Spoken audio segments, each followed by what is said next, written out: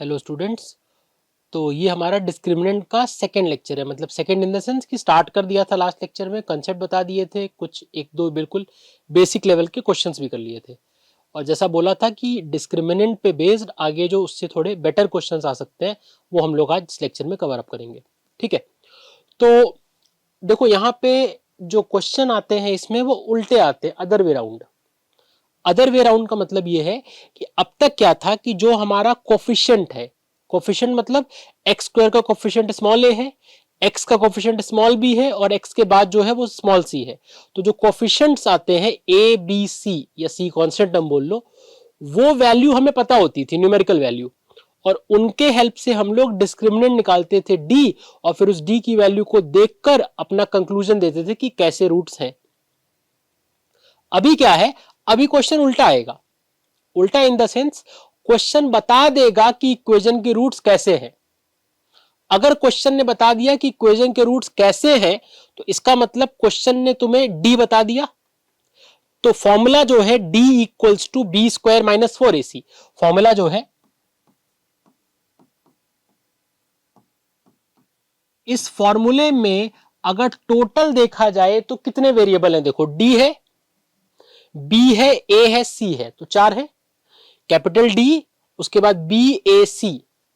अब तक क्या था, हमें ये पता था, ये निकाल रहे थे हम लोग, सॉरी ये स्क्वायर नहीं है, डी है, तो हम लोग ये निकाल रहे थे, हमें ये पता था, हमें ये पता था, हमें ये पता था, हमें बी पता था, बी की न्यूमेरिकल वैल्यू पता थी, ए की न्यूमेरिकल वैल्यू पता थी, सी की न्यूमेरिकल वैल्यू पता थी, और हम लोग बी स्क्वायर माइनस 4ac से डी निकाल रहे थे और फिर डी की वैल्यू को देख के कंक्लूजन दे रहे थे।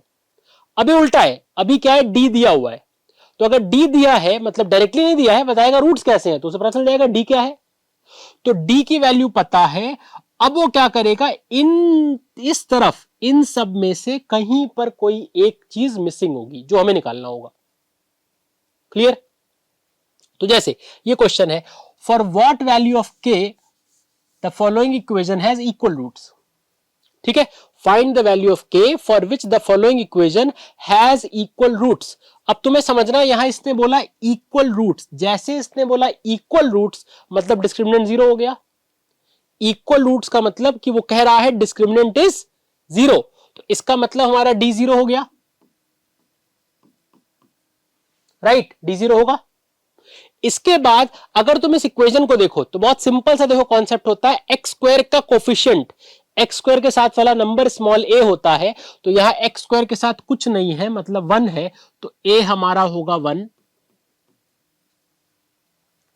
एक्स के साथ जो है वो स्मॉल बी होता है, एक्स के साथ 4k है तो हमारा स्मॉल बी होगा 4k, और x के बाद जो भी है जितना भी बड़ा टर्म है पूरा का पूरा c होता है, तो इसका मतलब x के बाद क्या है, k स्क्वायर माइनस के प्लस 2, तो ये जो पूरा होगा ये पूरा c हो गया। ठीक है, तो इसका मतलब a b c मिल गया। क्लियर? अब हमें डिस्क्रिमिनेंट का फॉर्मूला लगाना है। अच्छा, डी पहले से पता है, कैसे पता है, डी डायरेक्टली नहीं दिया उसने, लेकिन उसने इक्वल रूट्स बोल दिया, इसका मतलब है कि डी जीरो है। ठीक है, तो इसका मतलब अब क्या करेंगे, फॉर्मूला लगाएंगे D equals to B square minus 4ac। हमें पता है डी के जगह हम जीरो रख सकते हैं, जब डी की जगह जीरो रखेंगे उस स्टेप पे आगे ब्रैकेट में लिख देंगे सिंस रूट्स आर इक्वल, ताकि एग्जामिनर को क्लियर हो जाए कि तुमने डी को जीरो इसलिए रखा है क्योंकि क्वेश्चन में बोल रखा है कि रूट्स इक्वल है। तो डी हमारा जीरो हो गया। अच्छा, b की वैल्यू है 4k, तो इसका मतलब ये हो जाएगा 4k का होल स्क्वायर माइनस 4 इंटू, अच्छा a हमारा 1 होगा तो a हो गया 1, c जो होगा हमारा वो ये पूरा इतना होगा k स्क्वायर माइनस के प्लस 2, तो हमारा c हो जाएगा k स्क्वायर माइनस के प्लस 2। क्लियर? अब ये आ जाएगा 0 इक्वल्स टू 4k का स्क्वायर, 4 का स्क्वायर होता है 16, k का स्क्वायर होता है k स्क्वायर, तो 16k स्क्वायर। इसके बाद माइनस 4 इंटू 1 होगा माइनस 4, माइनस 4 को k से मल्टीप्लाई करेंगे k स्क्वायर से, तो ये आएगा minus 4k square, minus 4 into के माइनस माइनस प्लस, तो प्लस 4k -4 इंटू 2 इज -8 होगा। अब ये क्या आ गया, ये आ गया 0 इक्वल टू 16k²,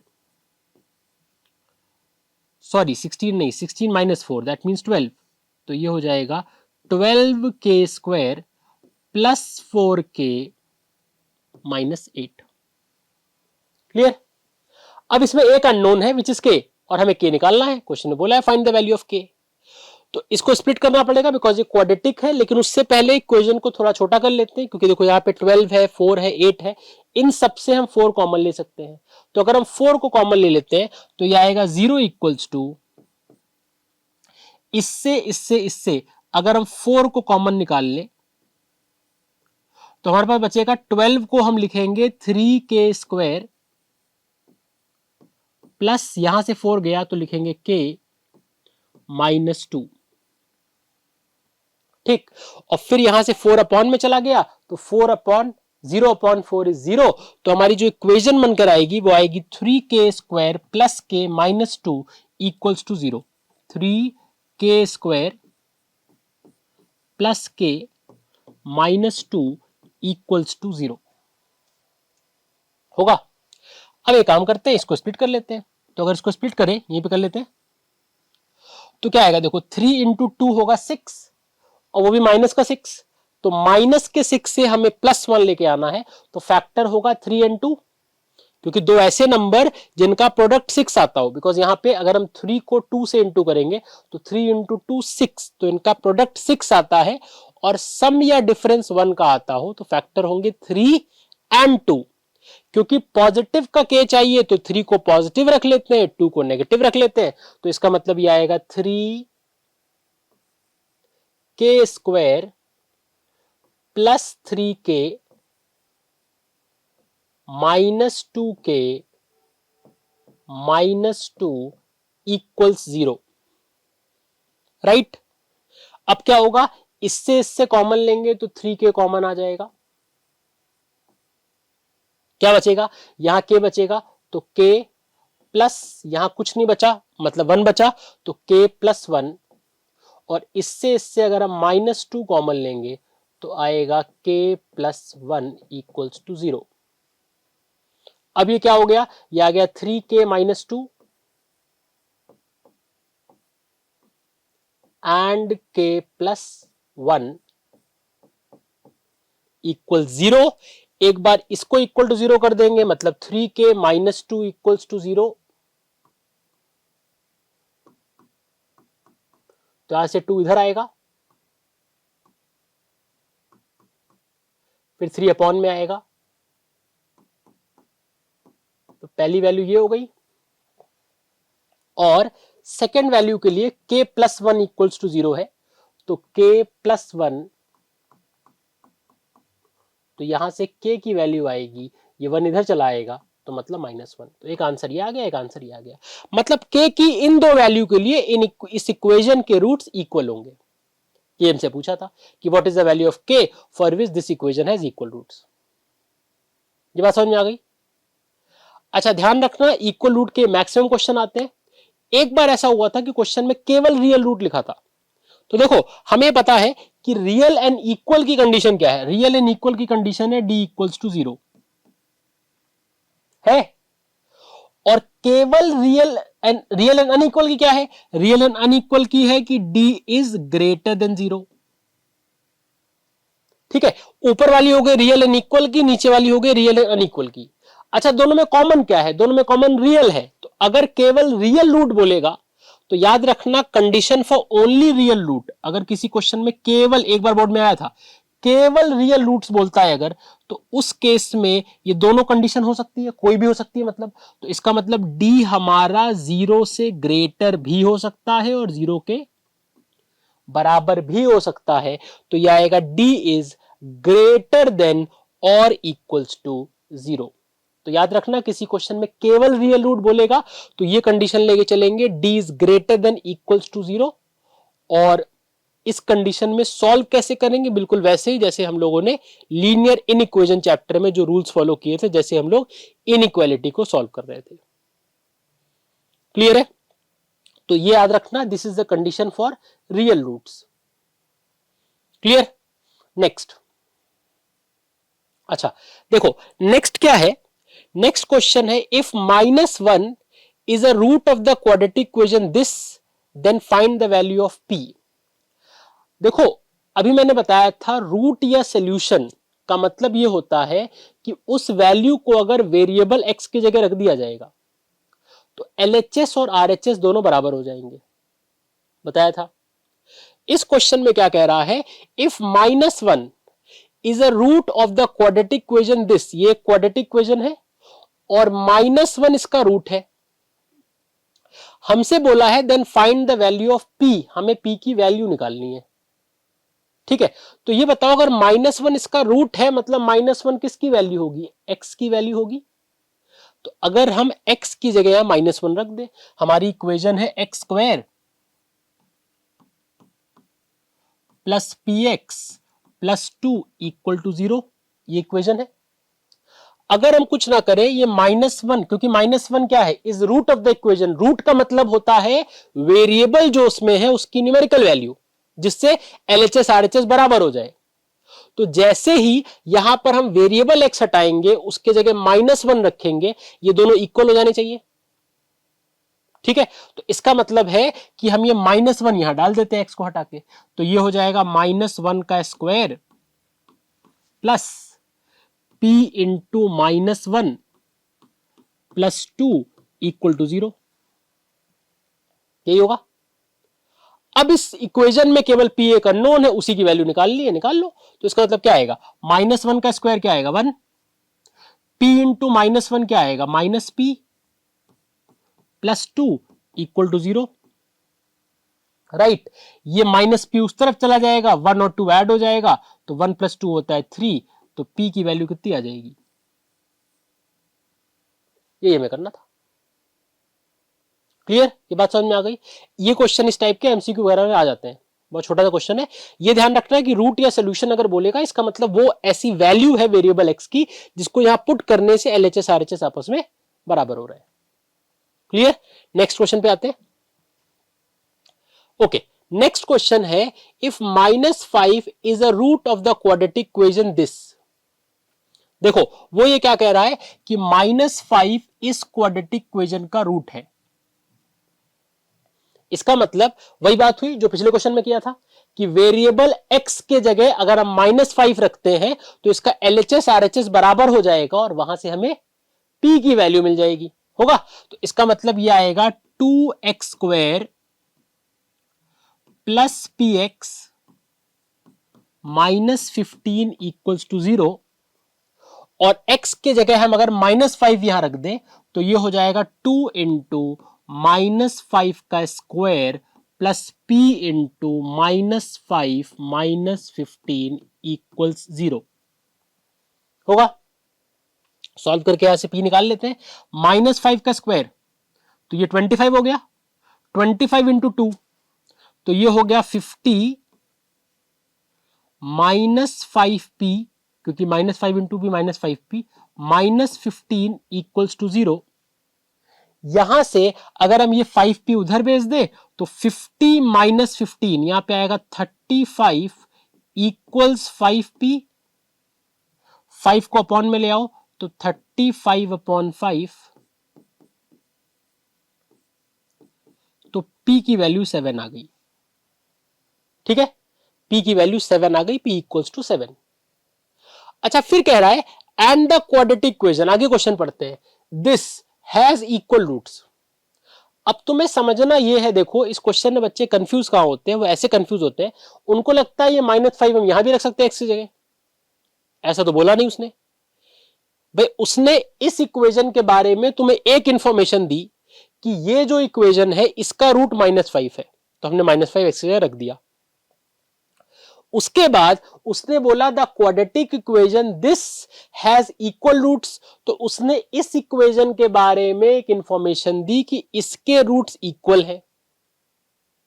हमसे पूछा find the value of k, तो इसका मतलब यह हुआ कि ऊपर वाले के रूट इक्वल नहीं है, उसके बारे में तो बोला नहीं रूट इक्वल है, और इस वाली इक्वेशन का -5 रूट नहीं है। मतलब तुम्हें समझना ये है कि कंफ्यूज स्टूडेंट क्या होते हैं कि उनको लगता है कि अच्छा -5 रूट हो गया एक बार, तो अब जितनी इक्वेशन आएगी सबका रूट -5 होगा।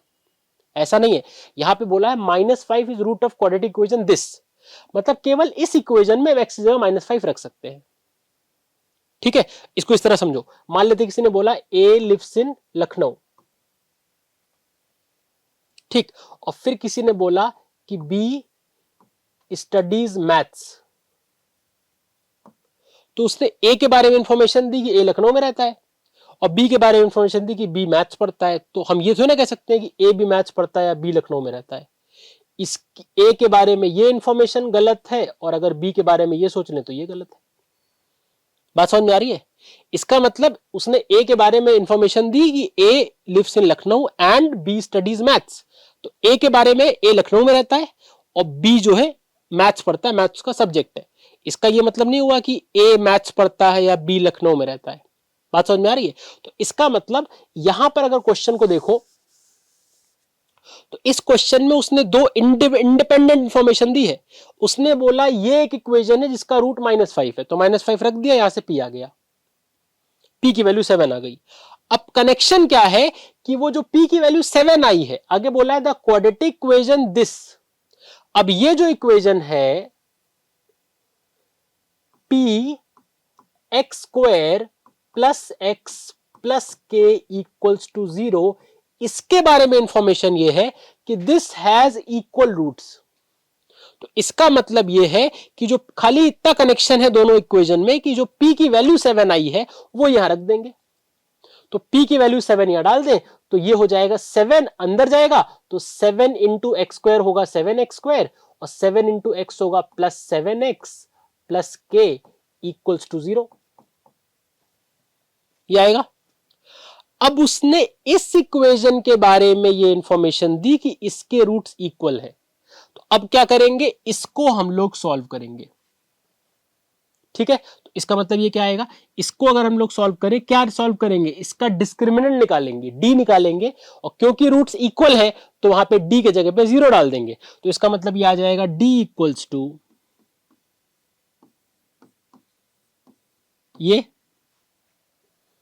फिर लिखेंगे since the roots are equal therefore D की जगह 0 डाल दिया, तो 0 इक्वल्स टू बी स्क्वायर, अच्छा बी क्या है, एक्स के साथ वाला नंबर जो कि क्या है 7, तो इसका मतलब 7 का स्क्वायर -4 इंटू 7 इंटू के होगा।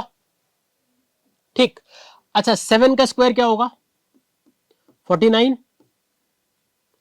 और 7 इंटू 4 28 हुआ -28 के, और -28 के इधर आएगा तो बन जाएगा +28 के होगा। यहां से k की वैल्यू निकालेंगे तो वैल्यू आ जाएगी 49/28, जिसको हम लोग मिक्स फ्रैक्शन में कन्वर्ट कर लेंगे तो ये आ जाएगा 1 होल 21/28, जो कि 7 से कट जाएगा, तो ये आ जाएगा 1 होल 3/4। चाहो तो यहां 7 से काट के कर सकते थे, वो एक ही बात है। क्लियर, ये आगे समझ में। तो अब आते हैं नेक्स्ट क्वेश्चन पे।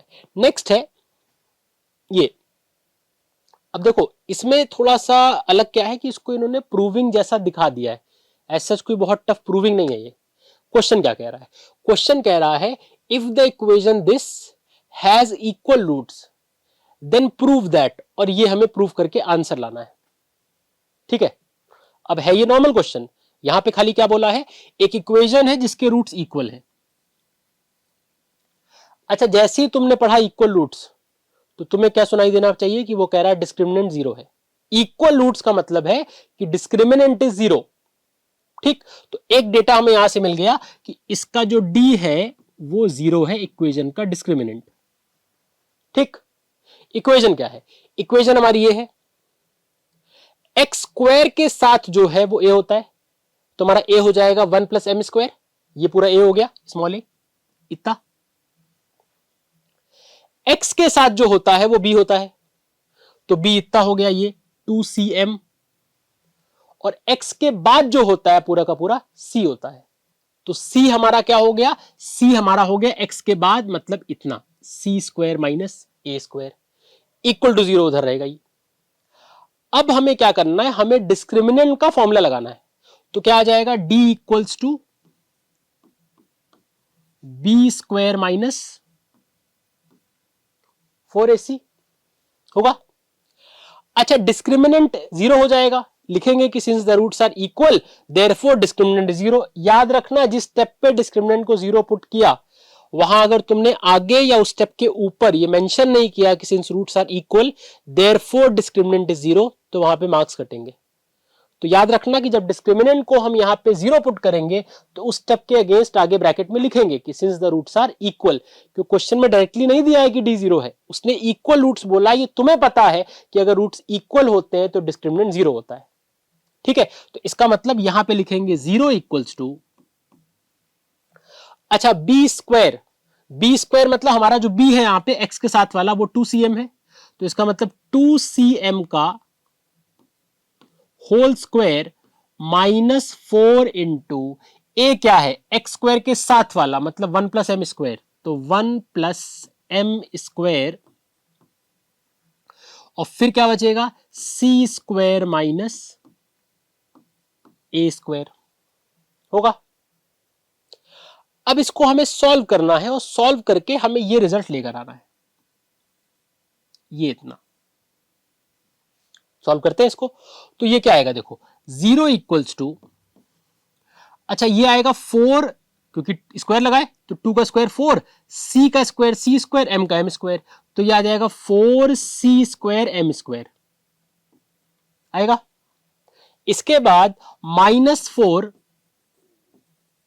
अच्छा अगर इनको मल्टीप्लाई करो तो 1 इंटू सी स्क्वायर क्या होगा, c स्क्वायर, 1 इंटू ए स्क्वायर क्या होगा, माइनस ए स्क्वायर, ये दोनों मल्टीप्लाई होंगे तो क्या होगा, plus C square M square, और ये दोनों मल्टीप्लाई होंगे तो माइनस ए स्क्वायर एम स्क्वायर होगा। ये आएगा। अब क्या करेंगे, ये चला जाएगा अंदर, इसका मतलब ये आ जाएगा 0 equals to 4c square M square. अच्छा ये -4 जो है ये अंदर जाएगा, तो अंदर जो जो लिखा है सबको मल्टीप्लाई करेगा। इसका मतलब -4 जब अंदर जाएगा तो ये होगा -4c स्क्वायर, -4 इंटू माइनस मतलब +4a स्क्वायर, -4 इंटू दिस मतलब -4c स्क्वायर एम स्क्वायर, और -4 इंटू माइनस मतलब +4a स्क्वायर एम स्क्वायर होगा। अब देखो 4c स्क्वायर एम स्क्वायर यहां भी है और 4c स्क्वायर एम स्क्वायर यहां भी है, तो काट सकते हैं, काट दो।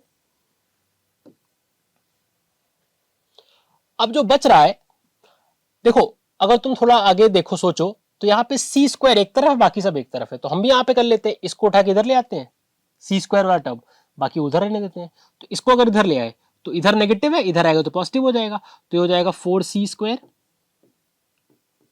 इक्वल टू, यहां पर क्या है 4a स्क्वायर और वो है 4a स्क्वायर एम स्क्वायर, तो इक्वल्स टू इधर बचेगा 4a square plus 4a square M square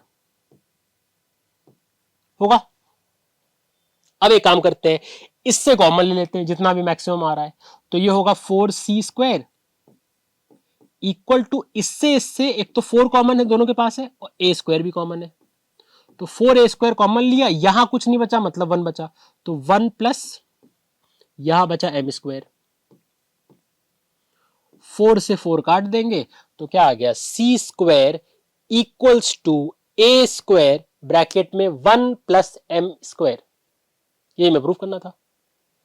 तो देखो ये कहने के लिए प्रूविंग है तो न्यूमेरिकल टाइप का ही, कि करना वही है, कॉन्सेप्ट वही है। हाँ इसमें ध्यान रखना, कभी कभार ऐसे क्वेश्चंस में आते हैं जिसमें यहां पे कुछ ज्यादा टर्म्स बच जाते हैं, और जब ज्यादा टर्म बच जाएंगे मतलब वहां 3 स्क्वायर टर्म बच जाएंगे, बाकी 2-3 और टर्म बच जाएंगे, तो वहां पे बहुत हैवी चांसेस होते हैं कि एक जो 9th में आइडेंटिटी पढ़ी थी, a प्लस बी प्लस सी का होल स्क्वायर, मतलब एक ट्राइनोमियल का 3 टर्म का स्क्वायर का एक फॉर्मूला पढ़ा था 9th में, A square plus B square plus C square plus 2ab plus 2bc plus 2ca, याद है?